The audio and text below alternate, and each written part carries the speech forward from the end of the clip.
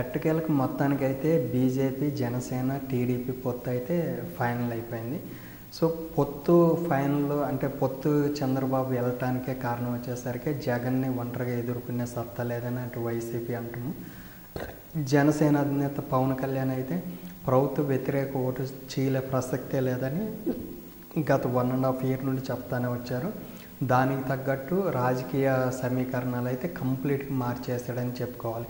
First వచ్చేసరికి ఓడిపోయిన తర్వాత బీజేపీతో పొత్తు పెట్టుకొని అందరికీ షాక్కు గురి చేశారు. ఆ తర్వాత చంద్రబాబు గారు కుప్పం మీటింగ్లో అంటే ఒక సైడ్ లవ్ చేస్తే సరిపోదు కదా, రెండో సైడ్ నుండి కూడా ఉండాలి కదని చెప్పటం, అక్కడ నుండి టీడీపీ కూడా జనసేనతో కలవటానికి రెడీగా ఉందని ఒక సంకేతం అయితే పంపించారు.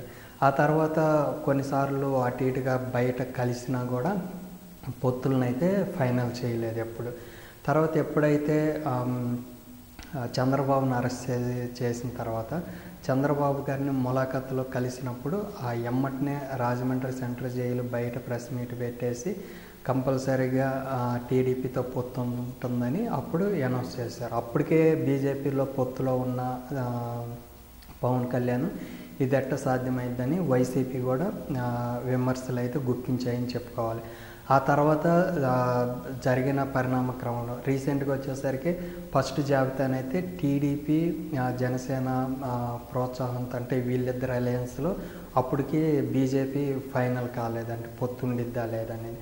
సో వీళ్ళైతే సీట్లు అయితే అనౌన్స్ చేస్తారు. అప్పుడు వచ్చేసరికి జనసేన అధినేత 24 అసెంబ్లీ 3 పార్లమెంట్ తీసుకున్నారు. దీంట్లో వచ్చేసరికి ఎప్పుడైతే ఒక అంటే ఇంతకుముందు పవర్ షేరింగ్ కావాలన్నారు, తర్వాత వచ్చేసరికి 24 సీట్లు తీసుకునేసరికి జన సైనికులు అయితే తీవ్ర మనోవేదనకి గురయ్యారని చెప్పుకోవాలి.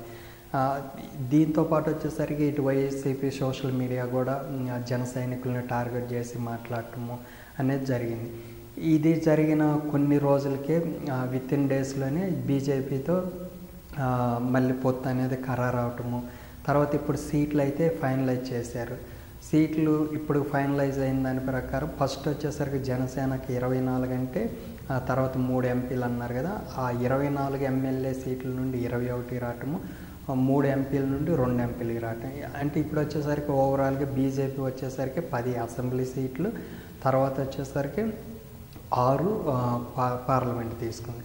జనసేనకు వచ్చేసరికి 24 నుండి 21కి వచ్చింది, 21 అసెంబ్లీ సీట్లు, 3 నుండి 2కి వచ్చింది. ఇది రెండు పార్లమెంటు. అంటే వీళ్ళిద్దరికీ అంటే బీజేపీ జనసేన టీడీపీ పొత్తు కాబట్టి బీజేపీకి జనసేనకి కలిపి టీడీపీ వచ్చేసరికి 31 అసెంబ్లీ, 8 పార్లమెంట్లు అయితే ఇచ్చింది. సో ఇంకా మిగిలిన 17 పార్లమెంట్లు వచ్చేసరికి టీడీపీ, 144 అసెంబ్లీ వచ్చేసరికి టీడీపీ తీసుకుంది. సో ఓవరాల్గా వచ్చేసరికి పొత్తులు కానీ ఫైనల్ అవ్వటం, సీట్లు పంపకాలు అనేది ఫైనల్ చేసింది.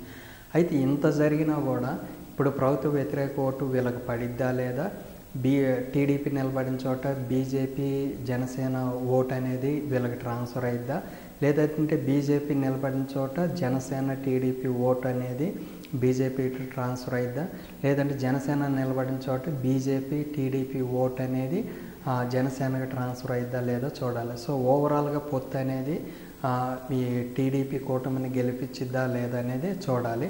సో ఈ పొత్తులో భాగంగా వచ్చేసరికి 31 బీజేపీ జనసేన పొత్తులో భాగంగా 31 ఎమ్మెల్యే సీట్లలో వాళ్ళు ఎన్ని గెలుస్తారు, 144 సీట్స్లో టీడీపీ ఎన్ని గెలిచిద్ది, వీళ్ళిద్దరు అధికారంలోకి రావాలంటే మెజారిటీకి తగ్గ సీట్లు వస్తాయా రావనేది చూడాలి.